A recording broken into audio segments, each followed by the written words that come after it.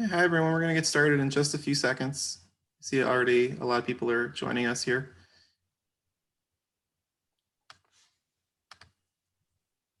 Okay, welcome to Politics and Prose Live. We're here tonight with Sunny Hostin in conversation with Ronan Farrow about her new book, I Am These Truths, and we're really excited for this conversation. And by the amount of people I can see joining, a lot of you are too.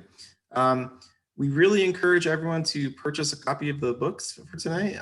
There is a link in the chat which you can click on, and that'll take you to Politics and Prose's website. And it's a great way to support our author and to also support Politics and Prose.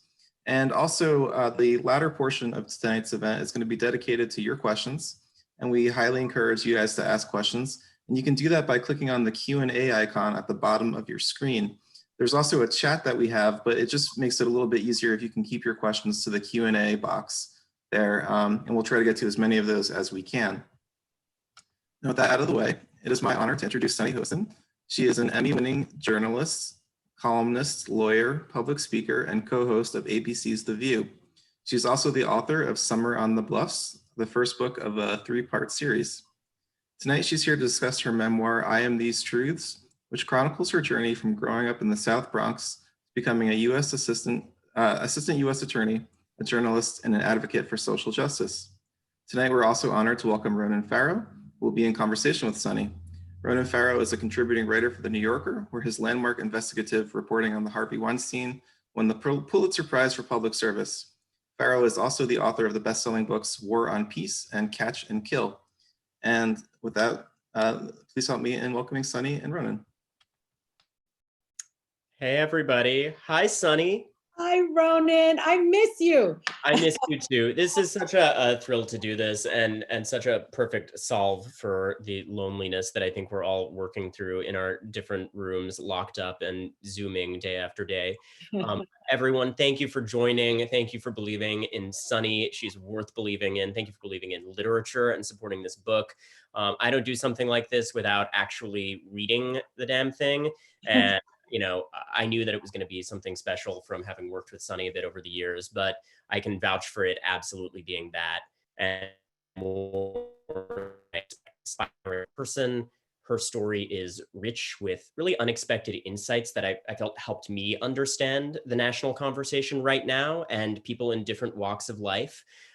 You know, a big theme in Sunny's story that you'll see as you read is her navigating different worlds, different identities. And I think there is a lot to learn from I Am These Truths for anyone seeking to understand those kinds of different experiences in America and anyone looking to translate adversity into a fierce pursuit of justice, which Sunny has done so ably. So with that, I'd love to kick off a conversation about some of the interesting themes that come up in this book, Sunny. Okay. As I told you, Ronan, offline, this was one of the hardest things that I've done because, you know, I'm used to asking the questions. When you were on your book tour, I asked you the questions. This has been the first time, I think, in my life that I've been asked questions about myself. So it was extremely difficult to write, but I'm glad that you read it and you enjoyed it. And I just hope that it will help people understand the journeys of folks like me. So that was very important to me. We were just agreeing the hardest thing as a writer sometimes, particularly as a journalist that is accustomed to telling the stories of others, is then turning that lens on yourself and having to be soul searching and nakedly honest. And I think you accomplished that in this book. Why did you decide, especially in light of all those obstacles and the way in which it can be kind of a painful unearthing of personal stuff? Mm-hmm. In professions we all have as public people where a lot of the time you try to guard that little last personal part of yourself. Yeah. Why now? Why this book? Yeah, you know, I really struggled with that, but I will tell you, I took a writing course many years ago, and the person who taught the course is a professor and a writer. His name's Ryan, and Ryan kept on telling me, you've got this incredible story that so many people don't know about. They see you now and you're this polished person and you're accomplished, but you've had it really hard. And that could be very aspirational for other people. Look at the struggles that are going on, especially in the African American and Latino community.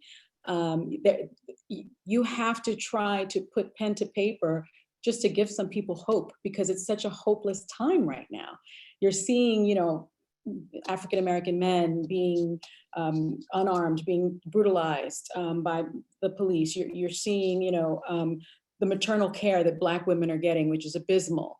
And he's telling me all of these things, and I've experienced a lot of these things in my life, but I've been able to overcome those obstacles. And he said, you've got to put pen to paper. I started sort of doing that, but I was very reluctant to share my story because there are so many warts to it. And I also didn't want to sort of expose my mom and my dad and my friends. And then you get personal about people who are around you when you were growing up, and it's not always, a neatly varnished narrative about everyone. It's not, because I grew up in poverty in the South Bronx projects. My parents were teenagers. There was a lot of alcoholism around me, drug abuse, violence. That's not an easy story to tell. I will tell you, after my mom read it, she didn't speak to me for about a week. And we're very close. And she said, why are you telling all of this? So that was her initial reaction. Afterwards, she said, people are gonna really respond to this. I'm glad that you shared it. But she wasn't happy about it at first. But I think the final straw for me was I was with Justice Sotomayor, which I know sounds like a strange name drop, but was with her. And she said, when are you telling your story? Because she knew my story. And I said, I'm just so nervous about it. And she said, you've got to do it. You got to do it now. And it's an important story, but do me a favor, make sure that it's in English and that it's in Spanish. And I said, why is that? And it is in English and in Spanish. And I said, why do you think that? And she said, because English is your first language, Spanish is your first language, as it is mine. And I make sure that all my books are in Spanish, because if there is that little girl or boy in school feeling lost and feeling alone and feeling different, and they get their hands on a book that talks about your experience as a person that is bilingual and that has English as a second language, it will give that kid hope. And when the Justice of the Supreme Court tells you to write a book, I think you do it. And so I did it. And that's why we're here. Wow, that is a heck of a name drop, Sonny. I know. It sounds so. Why did you write this book now? A little pal of mine named Sonny Sotomayor.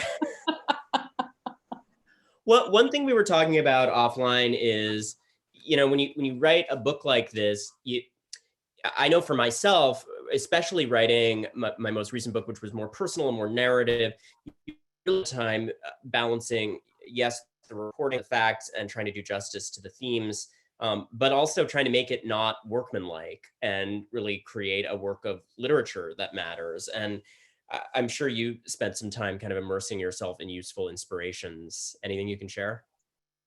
Well, you know that I fangirl on you, so I read everything that you write. But I spent a ridiculous amount of time, Ronan, going back to the works of James Baldwin. I mean, it was. I have these stickies on my computer. I have them all over the place. And a lot of them are James Baldwin quotes. I started YouTubing a lot of his appearances. And what struck me was, like, I have on my computer, to be a Negro in this country and to be relatively conscious is to be in a rage almost all the time. And I was feeling rage because I was watching what was going on in our country. And I was remembering how the Trayvon Martin story, which I write about in the book, seems to be happening over and over again. And when I wrote about it, when I was experiencing it, I thought that was going to be a movement and not just sort of a moment. I also have, you've got to tell the world how to treat you. If the world tells you how you are going to be treated, you are in trouble. And I want, that sort of thematically was in my mind. I wanted to tell the world about how to treat people that are biracial, how to treat people when they tell you who they are. and that you should listen to them. When they tell you they're being discriminated against, when they're being treated differently, you should listen if you want to be an ally. And then finally, I kept on looking at, I love America more than any other country in this world. And exactly for this reason, I insist on the right to criticize her perpetually. So for me, when it got hard and I was sort of criticizing my former employers and people in my life, I looked back to the words of James Baldwin, who said, you know, that's supposed to be the very fabric of our country, right? That we retain the right and the freedoms to criticize perpetually to make it better. And I do that in the book. I criticize and I point out things, discrimination, pay inequity, things like that. Things I've spoken to you about, Ronan, privately. And, you know, I hope that it'll make a difference. I hope so too. It's so overdue and needed. And, you know, even stepping outside of these particular issues, which I want to get to in a moment, and this particular historic turning point we're in, the general theme of the need for dissent, you know, that comes through loud and clear, I think, in your whole identity and your voice as a public figure. It comes through loud and clear in this book. It's something I've been meditating a lot as I've been deep in the last few months in some reporting on women whistleblower issues. And, you know, that's a real reflection of the ethos that you talked about and the headwinds that it faces. You know, from the beginning of American history, you have the Continental Congress, the founding fathers saying it is an important duty to disclose misconduct by the government, to talk about the ills of this country, to keep it good and accountable. And yet we're living in a moment right now where, you know, just to take that little sliver of this, that whistleblower side of this, you've got an administration that's really tearing into federal officials who make those kinds of disclosures, even in a protected, organized way within the government. And, you know, talking about leakers and liars. And, you know, you're dealing with a microcosm of a lot of those same themes in speaking up in a way that pisses off different constituencies, that pisses off former and current employers. You know, I guess to distill a question out of that, let's instance of kind of speaking truth to power in this book. Was there anything where you had a second thought and wondered whether it was worth the fight? Absolutely. You know, I write about The View, and I still work there. And so I certainly thought, my goodness, I think it's rare for someone to write about their employer truthfully and honestly, and while they're still working there. I also, readers will learn that I decided after the book was already going to print to write a foreword about my truth, because the title of the book is I Am These Truths, and that comes from the Constitution, right? We hold these truths to be self-evident, that all men are created equal, men and women. And I just felt like, my God, we are living in this country now, and it's just, you know, the president himself, 30,000 lies and running. And I felt that I had been somewhat censored by ABC in writing the book. They asked you to remove certain passages from the book, right? They did. And I did remove some passages. And then it didn't. What were they concerned about, Sonny? I'm sorry, I didn't mean to step on you. I think they were concerned about how it made the network look, how my experiences made the network look. You know, I gave examples like when I think the only host in history that didn't have a formal announcement. You know, welcome the new host of The View. I was sort of guest hosting, and then just was there.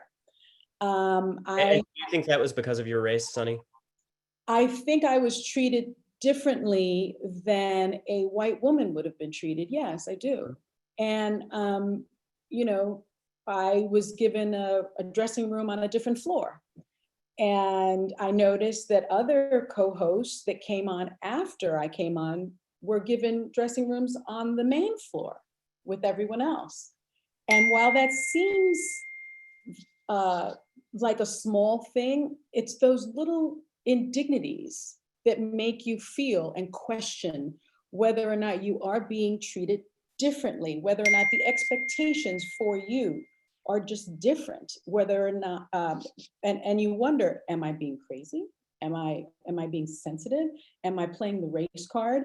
And so, you know, I decided that it felt wrong to not tell the truth, to paint this rosy picture. And by the way, I understand that those may seem like trivial things when you have people dying in the street, right? And you have a global pandemic going on. But these are indignities, I think, that people of color deal with every single day on in different scales.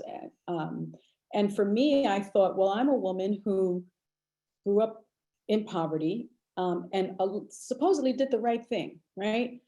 Picked herself up by the bootstraps, went to school, got a couple of degrees. I'm the first person at work every single day. People will tell you I'm the person that works, the last person to leave. I do all the work, yet I am not treated the same way as other people. That needs to be told, that story. And I refused to be censored. And I hired a lawyer to fight that fight for me. And I will tell you, Ronan, I'm very good at fighting for other people. I'm not so good when I have to fight for myself, because I feared retaliation. I really did. And while I won, and my story is in the book, I found out later that, in fact, I had been discriminated against. There was an internal investigation at ABC, and I was called certain names by a senior vice president. And as it turned out, I was being discriminated against. And so I chose to write a foreword. And I called the publisher and I said, I have something else to say. And that was probably the hardest part of the book, because my employer didn't know that I was doing that. But I did it, and it felt good to do it, because I think the foreword is hopeful, but it's truthful. You know, you said this may seem trivial when people are dying, and that it is extremely important to continue to speak truth to power about these kinds of issues behind the scenes in important institutions in this country, in government and in the private sector. And I think particularly within the media, just as an example that I have some insight into, having worked in this world as you have, when we in our newsrooms and behind the scenes at our great stories news organizations, and I count ABC as one of them, allow discrimination to go unchecked, and allow, you know, talent like you to feel like they are being treated differently, you know, I think it has a wider effect. I think it informs the kinds of stories that get told on air and how they're told. You know, I've done a lot of soul searching the last few months about how I can do more and could have done more over the years to elevate the voices and stories of people of color. I think we all have to do more. That does start by ensuring that in all of our institutions, we ourselves are cleaning house and making sure that there's not discrimination running riot. And, you know, you just gave an example of a story that for people following the media world might be familiar to them, that a senior executive at ABC was investigated and subsequently removed for making some racist comments, including about you. What was it like reading that, seeing your name and, you know, coming out of the mouth allegedly of a trusted colleague who is in a role where she's supposed to support you, some pretty ugly things like that? What went through your mind when you read that story? You know, well, and in fact, I didn't even read it at first. The reporter, and it really felt like reporters are really important. In fact, it was at that moment when I thought, you know, this reporter had been conducting a 6-month investigation, had 34 sources. And he called me on a Friday night and told me that the story was going to be published on Saturday. And when he sort of read to me what the allegations were, I was, rather than be angry, I was hurt. is the best way for me to explain it. I was saddened because at that point I realized all those little things that were going through my mind. Like, am I being treated differently? Am I getting paid less than this person? Is that possible? I knew at that moment that I was right. And that made me incredibly sad. And I'm not a crier and I'm not like a whiner, but I literally just sat and was pretty tearful, and was also worried about what people would think when they read it. Believe it or not, I thought that, like, what will people think when they read You're afraid it? that people would buy the disparagement of you on some level? On some level, yes. It just felt so demeaning that that would even be in the universe, you know? I worried about that perception. And I will tell you to this day, you know, the comment that was made about me, I was called low rent, which was sort of a, and it was confirmed that it was said and that there were racial undertones to it. For someone that grew up in low rent housing, right? It felt bad. And to this day, I get comments by, you know, Twitter thugs that probably live in their mother's basement, that calls me low rent Hostin. So it's something that people I knew would use to try to hurt me. And that's a painful experience. So the entire, but I will tell you that what good that came out of it was I got calls from the president of ABC News. I got calls from almost every single former co-host at The View, people I didn't even know. I got calls from the heads of Disney. The support that I received, people saying, this will not happen at our company. That part was very important. That part was very important. At least admitting we didn't get it right, but we want to get it right. And we're going to work towards getting it right. Well, as someone who has been both a viewer and a guest on The View for years, I believe it was one of my very first television appearances back in the Barbara days. Wow. When I was a teenager. And at that institution, let me tell you, I personally consider you to be of very, very high and significant value to that program and to that network. You know, your presence is felt and appreciated whenever I go on that show. And whenever I watch that show, your voice really, really matters. So they are lucky to have you. And you are someone who commands so much respect in my mind. Thank you. You know, I always look at these issues in terms of systems. Yeah. And I think that it can be an easy way out for organizations to lay these kinds of incidents at the feet of a single and say, okay, we're done. And look, you and I have friends in that chain of command, and I think there's some good folks over there. Who do you lay responsibility at the feet of at ABC for this? Oh, I think there's no question that there was a systemic problem. There was a systemic breakdown. And I'm happy to say, from what I've seen, changes are coming. Changes have been made already. But, you know, that kind of issue isn't just one person. So if that is allowed to go on, you know that it's systemic. And so it's unfortunate that I experienced that along with other people that I work with, colleagues that I adore. But if the result is this wholesale change, and I'm seeing it happen, then that is a good thing. And all my work in the social justice space will have been worth it, right? That was my next question, Sonny. You just mentioned a whole sea change that's happening there. Is that the case? Do you feel like there's real reform happening at ABC in terms of? Absolutely. Okay. Absolutely, that's my sense.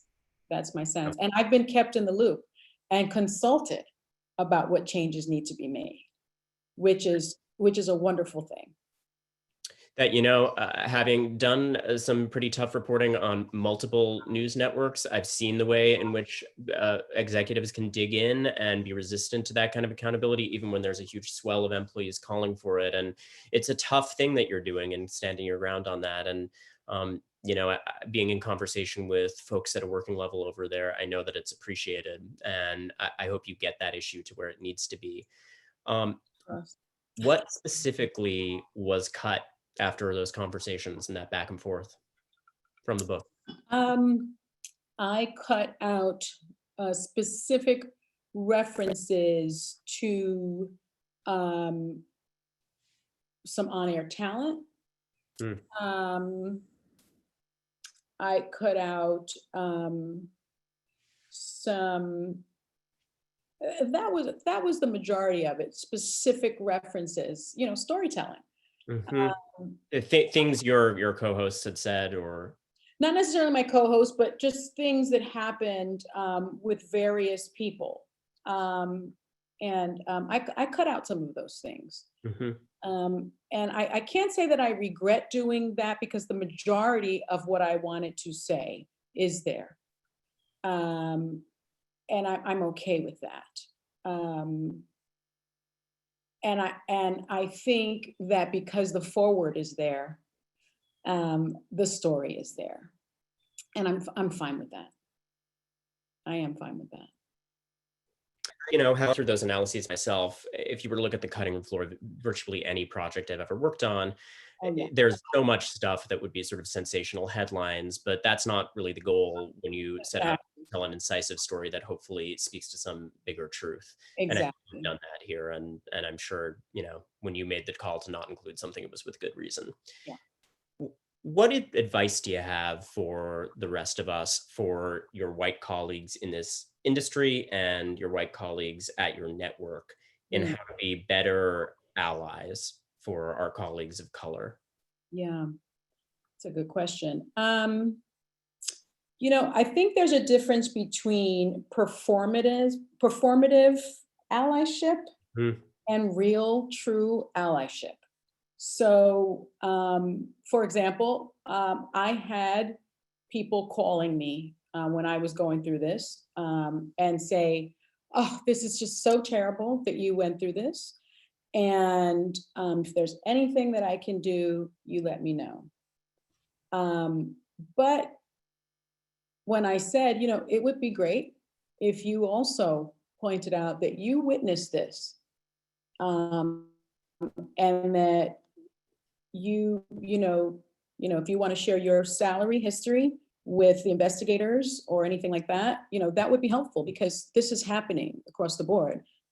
This could be happening to other, correspondents of color. That didn't happen with some people. That's not true. That's performative allyship. You're just sort of, making yourself feel better and maybe making me feel better. There were some of my colleagues that came to me and said, "What can I do?" And when I said, "I need a real ally, I need someone to not be the Black person saying this is wrong. I need the white person to say this is wrong." And many of my colleagues went and said to the executives, "I saw this happening. This is wrong. You need to do something about this. And I believe, I'm getting paid more than she's getting paid." That is true allyship. That is not performative allyship. The other piece I think that's important is, when someone of color is telling you that this is happening, or that they're being discriminated against, or this is their experience, you shouldn't discount that. Believe them the first time. Yeah. Believe them, because that is the skin that they live in. And so we may perceive things in a different way, and that experience should not be discounted. It shouldn't be, "Oh, you're too sensitive," or "I don't see it that way," and you're wrong. That is not how to be a good ally. You mentioned that true allyship, white colleagues who stand up and say, here's what I'm getting paid, even if it's more than my colleagues of color. Is there anyone specific who you've seen really actively rise to that level and push with you in institutional reform? Um, Or is that just a hypothetical pipe dream? it's not. I just don't know if they want the spotlight in this way. And it's probably someone probably a few people that are pretty unexpected, but that did happen. Okay. Well, I'm happy to hear that. Yeah, it did. Maybe when we next have a public conversation, a shout out, because I think, you know, carrots and sticks. If someone does write on that, I like to hear it publicly, personally. It did happen. You have been through a number of different careers and a number of different industries. You know, you were in a hands-on role as a prosecutor, where you were changing legal outcomes for people that really shaped the future of lives. And it seems to me in all of our conversations on air that you kind of went into the media hoping to carry in some of that spirit of public service. You know, I'd like to think that's something that I bring to my role in the media and as a journalist as well.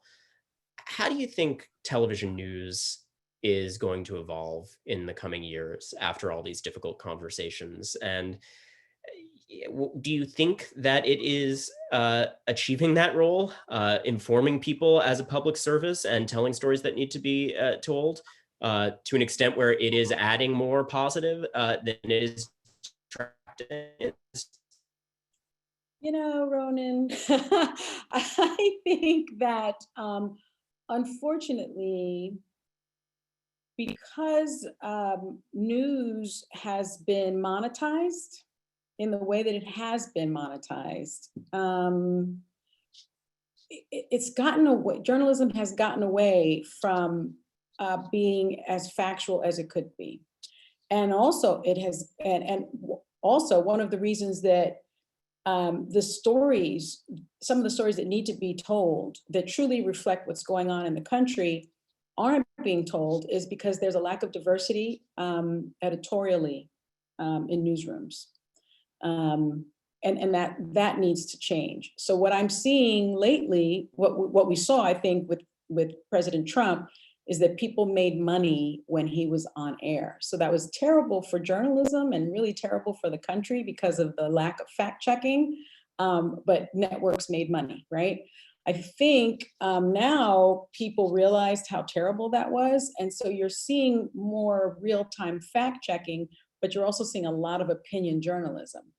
I'm hoping that somehow there is going to be a change, both with diversity in newsrooms and also with just, you know, let's get down to factual reporting. I don't feel like I see enough of that. And in-depth reporting, I also don't feel like I see a lot of the reporting that you do. You know, I don't see a lot of that, unfortunately. I don't know if it's because it doesn't make enough money for networks. I'm not quite sure. But that certainly it just needs to change, because we're seeing this fundamental mistrust in the media. Unlike something, I've just never seen that before. I know, always thought I didn't watch a lot. I write about it in the book. I didn't watch a lot of television when I was growing up. My parents thought, that would make you dumb almost. But we watched 60 Minutes, and I wanted to be a journalist because I saw 60 Minutes. I wanted to be a broadcast journalist, and I practiced in front of the mirror. We need to kind of get back to that kind of journalism, as opposed to this just money-making sort of pontificating on camera. I think about this a lot, having been in both worlds of being, a cable news anchor and also an investigative reporter. And, obviously there has always been, and I think always will be, a place for both, deeper investigative reporting and smart political analysis that introduces facts into the kind of opinion-based question. Yeah. But I do think you're right that we're living in a moment where there is a skew towards the side of not even smart fact-based political analysis, but just disinformation and shouting. And, that's not a brand new phenomenon, but it does feel like it's at a particular low point. And there's a lot of different facets of that. Of course, there's, Facebook and other social media disinformation, big conversation about that. But just on the kind of legacy media side of it, having been in both those worlds, and you know this as well as I, Sonny, the big viewership numbers, the big money, is all on the side of shouty opinion type stuff. And there's a small subset that does that in a responsible, really fact-driven way, but there's a lot of it that's just nonsense. Yeah. And, I think the fact that journalists you take a pay cut as a journalist if you want to do deeper investigation. Yes, you do. And I mean, people, when I make this argument with friends, they're like, but you're on The View. Yes, it's a talk show, right? I'm a host of a talk show, but when I've won Emmys, it's for my work as a correspondent. I'm reporting stories as a legal journalist. Those are two different things. And I know that the line is really blurry now. And that's difficult. I understand that. But it really, there are still really great journalists out there that people need to believe.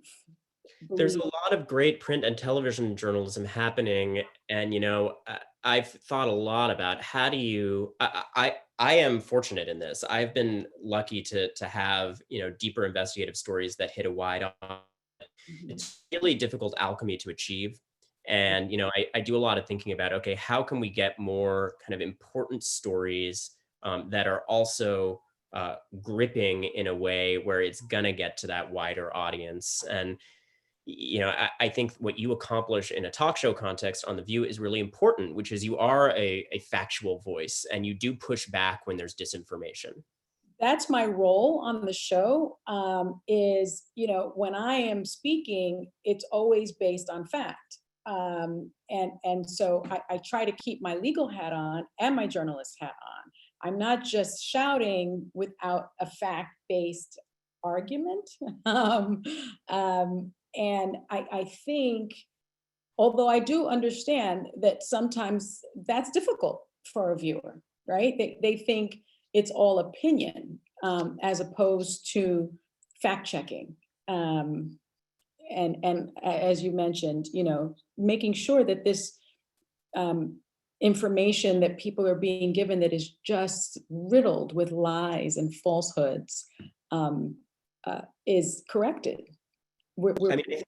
I think there's a couple of things to take out of that. One is, as viewers, and consumers of news, we can all demand that our social media platforms have checks on outright disinformation and that algorithms don't push disinformation. We can speak with our wallets and our channel changers and gravitate towards content that is deeper and more fact-driven. That kind of reporting is always going to be more labor and resource intensive to produce. But it's incredibly valuable, and I think it can be incredibly compelling for people. Yes. And then, as journalists, I don't know, Sonny, maybe you and I someday will crack that format that's going to bring more of that deeper reporting and storytelling into a... Figure it out. One of the things that makes your book so timely right now, obviously, is the discussion of your own experience of racial identity. And you just mentioned in that discussion of kind of the challenges in the media right now, the fact that we don't have enough people of color behind the scenes, that we don't tell enough stories of people of color.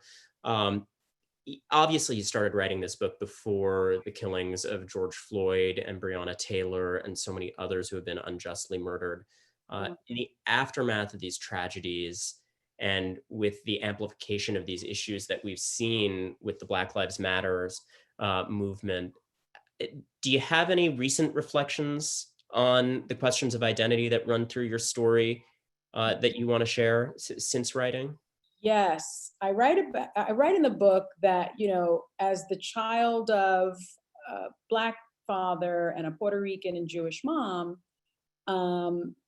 basically a Black dad and a white mom, that I struggled because I always lived in the gray, right? I was never in some circles, I wasn't Black enough. And in some circles, in any circle, I was never white enough. And I generally, the world saw me as a person of color. And so that's what I always gravitated towards. And I experienced the world in that way, and always having this injustice, and seeing the injustice, being discriminated against, and just my family, and seeing this, this injustice. And I also want to say, I realized, not recently, but I realized my parents got married in 1968. I was born in 1968. The Loving decision allowing interracial marriages came down in 1967. So of course I was kind of a unicorn in 1968 because there weren't a lot of folks that looked like me. Now I don't look that unusual, but then I did. Growing up, I really did look unusual. And so when Trayvon, and so I struggled with this identity issue. Growing up, how do I fit in? Who am I? And I was constantly asked that question. Who are you? Like, where are you from? When Trayvon happened, I couldn't believe that, and I had a Black son, I couldn't believe that he was turned into the aggressor, and that a 16-year-old with Skittles and iced tea was seen as so dangerous that he deserved what happened to him. I mean, that was sort of the narrative back then. And Ben Crump called me then, because we've been longtime friends, and said that it was a national story. And could I get it on air? And I remember when I went to folks at CNN, they were like, that's kind of like a local story, right? Isn't it? Is it like Black on Black crime? I mean, these really were the conversations I was having. It wasn't a national story then. The killing of a Black boy by a quasi police officer. Now, and Ben, is masterful, because he was the first civil rights attorney that used the media in this way to make it a national story. This could be your kid too. This is happening all over the country. Now, fast forward, we're in 2020, and my book is about to come out, and I'm seeing Breonna Taylor and Tamir Rice and George Floyd. I spoke to Ben yesterday, and he was, wishing me good luck on the launch of the book, and he has a copy, and he said it's fantastic. And he said that the chapter on Trayvon really struck him, because he didn't know that was a life-changing moment for me. And I said to him, can you believe that we are where we are in this country, fighting the same fight? You're sick. You're calling me about cases, and I'm talking about them on television. We're still in the same place, I feel, that we were during the Trayvon Martin case. That was years ago. Yeah. And I think while we are in a movement, I hope that it's not just a moment. I am surprised that my book details really what we're experiencing right now. And it's an experience that I had so many years ago. That's a little bit shocking to me. It's shocking. And, I can speak to the truth of what you just described in the media world, just as a second source on that, to pitch stories in media and talk to people in positions of power who decide whether stories run or air or not. Mm-hmm. They'll be familiar with that kind of an anecdote. And I don't recount this as anything to be sensational or, a news story about any specific institution or individual, because sadly, it is system and industry wide. Yes. I would have conversations all the time as a network correspondent where I'd say, here's a story about Native American women disappearing off of reservations. Oh, yes. You'd get the feedback, love this story. Can you find a version about white women? Of course. Again and again. And really, I don't think the people saying that thought of it as nefarious in any way. And I think there's a slight gradation. It was always less of an uphill battle getting those stories on air on the cable side. I did a lot of stories where I'd travel around to shoot, even with some of Ben's clients. He was on my show a lot. And I think that he deserves a lot for kind of bringing into the world of sensational TV headlines some of these stories, because he's really dogged. And, you know, sometimes it was easier to get those things on cable. I think particularly in the world of network, where there's kind of an old school perception of where the Nielsen ratings are and who the archetypal viewer is, like it's some Yes. mythical middle-aged white lady in Ohio or something, you know. Yeah, that is really entrenched, and I think is only now just kind of eroding. And it's a conversation into which this book of yours drops, I think, at a really timely moment. I hope so. You know, the one thing I also want to mention about the Trayvon Martin case, and I write about it in the book, it's the way the media portrays Black men, especially in particular. You know, you see Jacob Blake, you know, he gets shot 7 times in the back, and right away it's about Jacob Blake's criminal charges. Yet, did the officer that shot him know those particulars when he was being shot? That's really the operative question, right? And what was fascinating to me is that took me right back to Trayvon when I was doing the story, reporting on the story for CNN, when my producer, and who again, not a nefarious person, actually a wonderful person, I had many pictures of Trayvon, many of them Trayvon on a horse, Trayvon working on an airplane because he wanted to be either a pilot or an airplane mechanic because he had worked with the only Black pilots who have flown around the world, with many people still don't know that. The picture that sort of made it into the piece was Trayvon with the grill over his teeth. And thankfully I saw it before it went to air, and I ran in and I said, why would that picture make it in? We need these other pictures. And so that picture was taken out. And thankfully, you know, a more robust 360-degree version of who Trayvon was shown. But that was because I was in the room, able to tell that story. And I think that we need either more people like us in the room to make sure that those stories are told in a more well-rounded way, because I am not seeing that happen across networks. I'm seeing this sort of vilification of victims. And over time, I think these things are really connected. The stories we tell in the media and the violence we inflict on people of color in this country, you know, are linked. And I hope that healing and compassion can start with the way we frame, especially individuals in this story, as fully rounded human beings.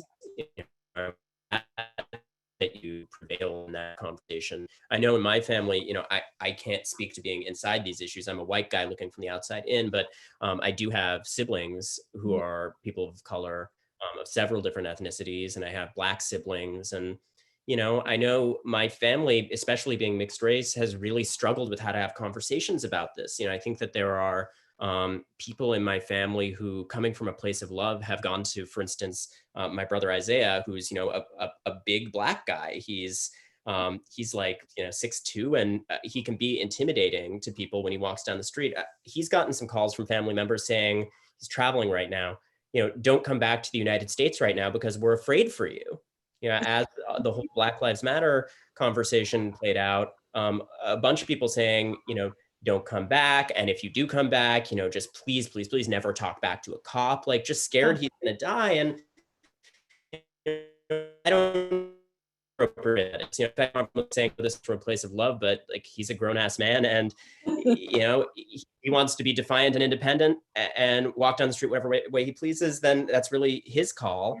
And I've tried for my part just to listen. But I guess from a personal standpoint, given that context, I'm curious how you've had conversations within your family and with your son about this. Oh yeah, I mean, as you mentioned, you know, your brother's 6'2", my son's 6'1". He's 18.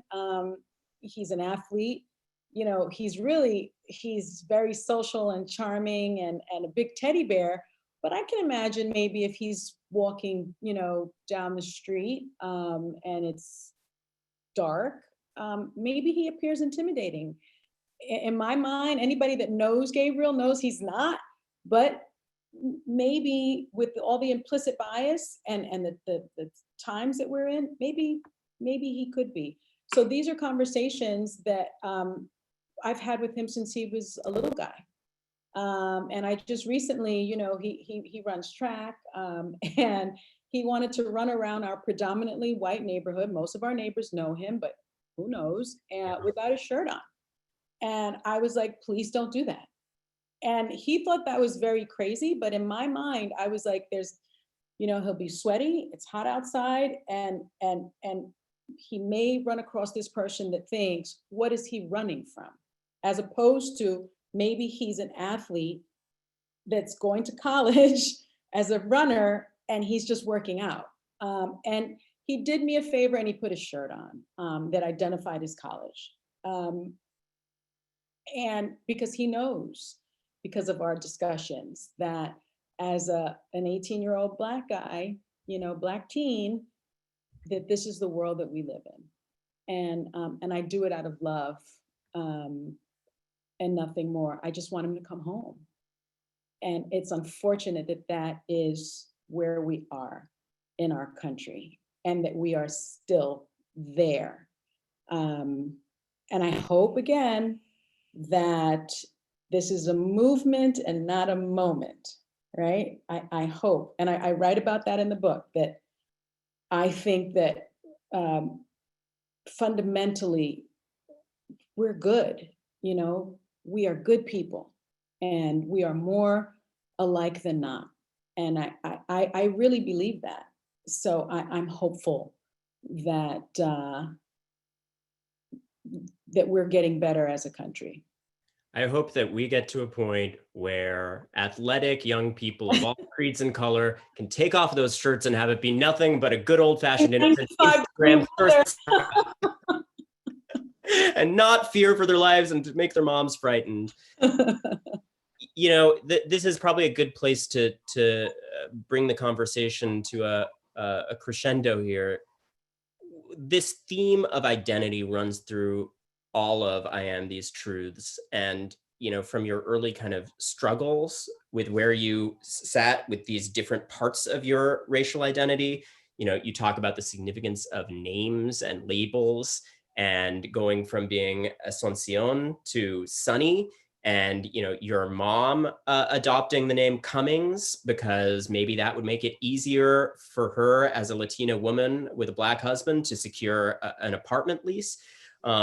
You know, these are going to be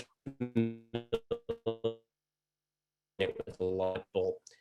What I wondered at the end of all this, and I imagine what people listening may be wondering is, you know, you as this highly public, very successful figure now, do you feel like you have found the acceptance that you wanted and the relationship and standing that you wanted in those early years with those different groups that make up who you are?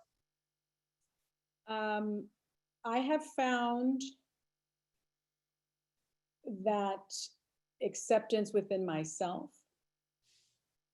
and I am who I am, but I know that there will always be people who question my identity, and I just have to be okay with that. As a younger person, I wasn't okay with it, but because I get that question all the time. I was just on an IG Live with the editor in chief of Hearst magazines. And in the IG Live comments, that question came up again. So I understand that identity is really hard in this country in particular. So I have to accept myself, and I get to identify in whatever way I want to as my truth. And it can't matter that other people can't or won't understand my identity. So that's where I am. Well, I think I understand you a lot more in a very welcome way, having read this book. And I think whether you're someone who you yourself are grappling with those kinds of issues of where you fit in and how to make the most of it, how to make that journey count for the world, or you're someone like me looking from the outside in, seeking understanding, people are going to get a lot out of this book. Thank you for writing it, and thank you for taking the time to have this conversation, Sunny. Thank you, and thank you for being here with me, my friend. Appreciate you. Always a pleasure. And with that, thank you everyone for attending. I'm going to turn it over to Politics and Prose and our host there to do some Q&A. Thank you so much, guys, for this incredible conversation. I think we all got a lot out of it. We don't have a ton of time for Q&A, but there are a few I'd like to ask you. This one comes from Layla, and she says that you're an inspiration for her, inspired her to chase her future. And she wants to know, she says it's hard as a young person to feel like she can actually do something that can make a true systemic change in the country. Besides voting, what is your advice to young people in changing our future? Oh, that's a great question. And she got one of my answers, is I was going to say voting, of course. Listen, I really think that everyone has a part in changing our country. And a way to change our country is to change it in a space where you're most passionate about. I've been passionate about social justice for as long as I can remember, sort of sticking up for people that don't have their own voices. And I really believe that you can't live a perfect day without doing something for someone who can't repay you. And you can do that in a variety of spaces. I was talking to Ronan before this started. He was asking me about my son. My son took a gap year for college. The environment is everything to him.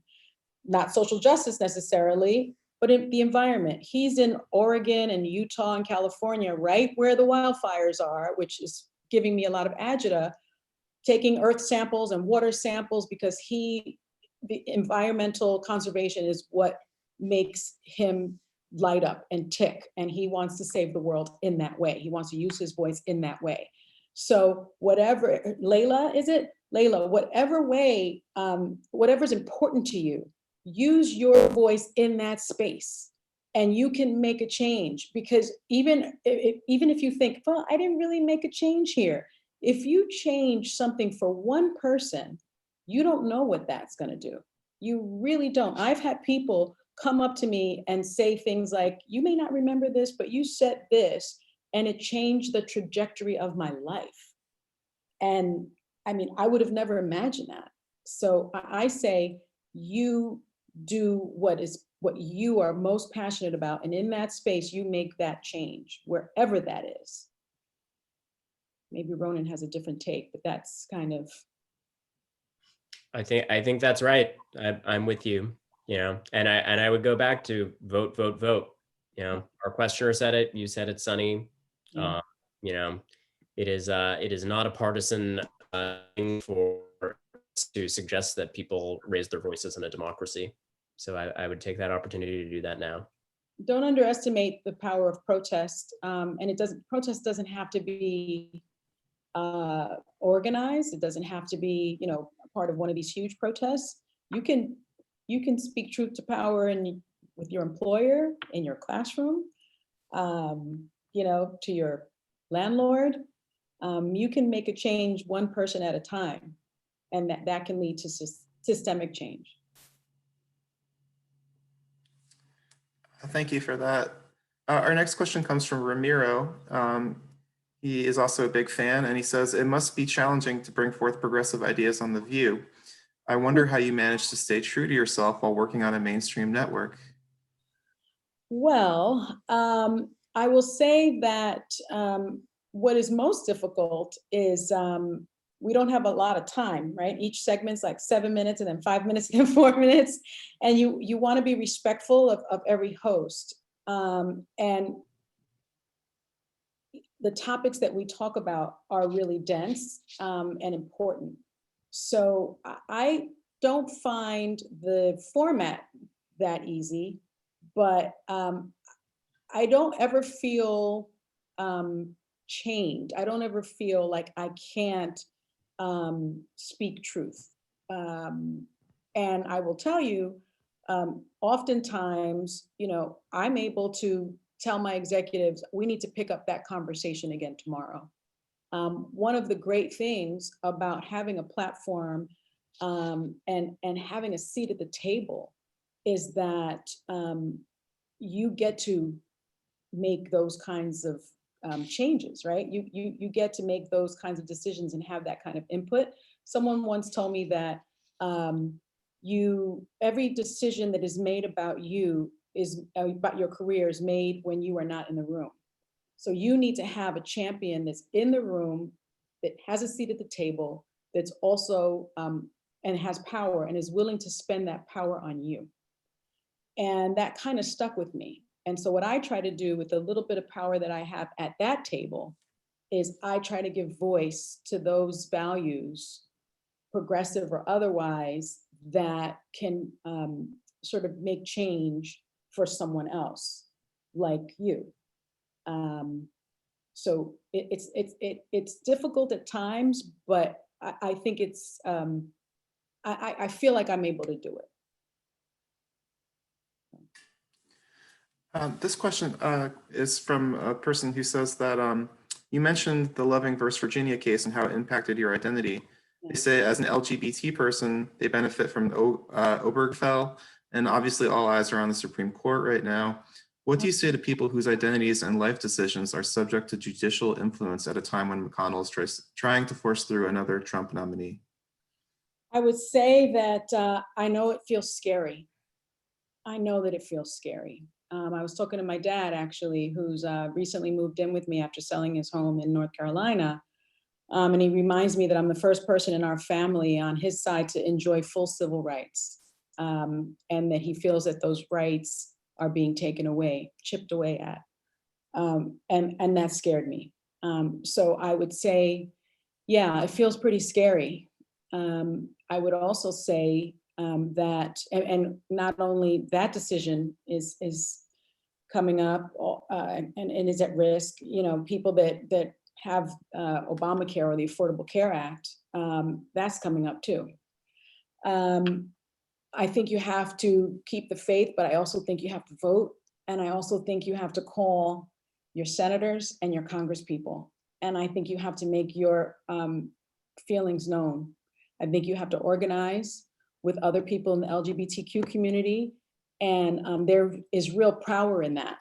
And let your voice be known, that your rights, that you will not give up your civil rights without a fight, that you're not going to be silent. I think that's really important, and people underestimate the power that they have. These people in Washington want to be reelected.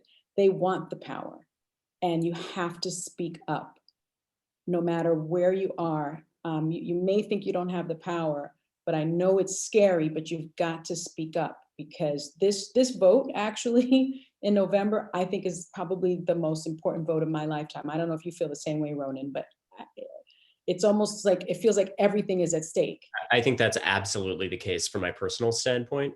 And I think it is more important than ever to get high voter turnout. You know, that should never be a part of it again. You know, wanting as many people as possible to vote, wanting policies that encourage people to vote and facilitate easy voting, that has been politicized. It should not be political. We live in a democracy. That is fundamental. For much of our history, that has been something that has been unanimously embraced by both sides of the aisle. That should still be the case. And I think every journalist, even if they're, you know, in a role like mine, where typically I don't speak on politics, you know, this one I think is fundamental. Everyone should vote. Yeah. That's excellent advice. And we have time for just one more question. And it's for both of you guys, and it's from Marie. She wants to know how your quarantines are going. Oh, you know, I'm tired of being at home. I've pretty much been at home since March 31st. I'm blessed that my immediate family, everyone's safe and healthy. I will say I have lost some friends to COVID, and so I know how serious this is. I wish that my hope is that we get this under control sooner rather than later.